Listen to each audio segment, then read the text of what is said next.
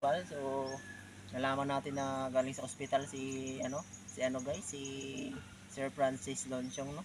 So, magbibigay tayo guys ng kunting tulong kahit pang ano lang nila guys, no. Pambili-bili lang nilang ulam kahit paano makatulong tayo sa kanila. So, ayun guys, pupuntahan natin si Sir Francis Lonchong. Bibigay tayo kahit ng kunting ano lang guys. Kunting ano lang guys, kunting halaga. So kahit pa paano makatulong sa kanya na sige. Kasi galing guys yung asawa niya sa sa ospital, may sakit na Sige.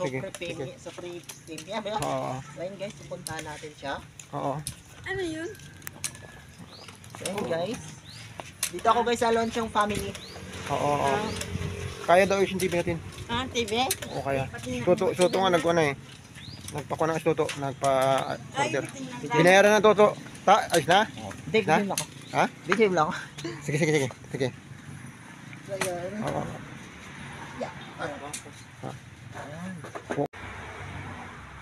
So ayan guys, magbibigay tayo ng kunting tulong dito kay Sir Francis, no?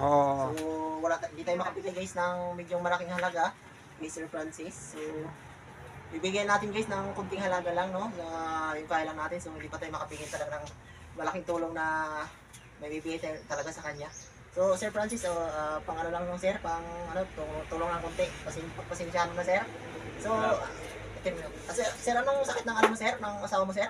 Thalassemia. Lapit ka kaya. Lapit. Yan. Sige. So, Sige, lapit ka. hindi, mapuputol. So sir, anong sakit ng asawa mo sir?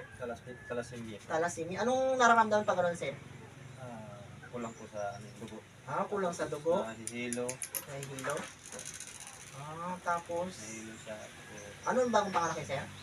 Hindi, mga pa. Ay, mga anak pa lang? So pang ilang months na sir yung ano niya? Huwag niyo akong galawin. Kuha na niya na ngayon? Yung dinala niyo. Kailan niyo po siya dinala doon?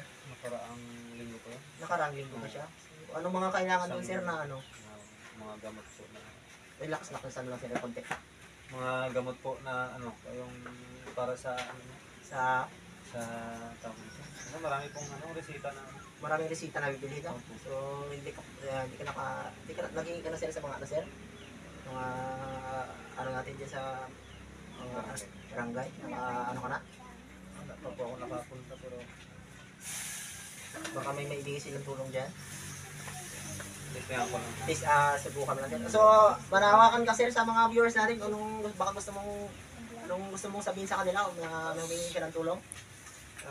Sabihin mo kung anong gusto mong sabihin sir. Manawagan mo sa kanila. Baka yung makapanood ng video ito. Nakasan mo rin. Saksa mo. Ano pala ito eh. Magandang araw po sa inyong lahat. Sana po Makahingi ka ng tulong. makahingi po ng tulong Kahit konti lang. kahit konti lang po. Pangbili lang po ng gamot. Asawa ko ngayon sa ospital. Yung bukal po sa loob nyo. So, salinan na rin ba sir ng dugo siya? Ano na po. 7 bag. Pitong ba? So, grabe. Ibig sabihin bumaba sir yung dugo niya? Bumaba? Pagdating namin doon, 30. 30 na lang yung dugo niya? 30 over ano? 30 talaga. 30 na lang? 30 na lang. So, grabe baba. So, nahihilo Grabe siya. yung putit niya lang. Wala na. Putla talaga siya. Delikado, no? Buti nga may dugo na doon. Nabilabol. Nabilabol. Isa.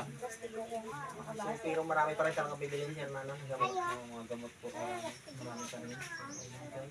So, ayun guys, baka may ilagay kayo kahit kunting tulong kay Sir Francis, no? Kahit pa paano matulungan natin siya, kahit konti lang guys.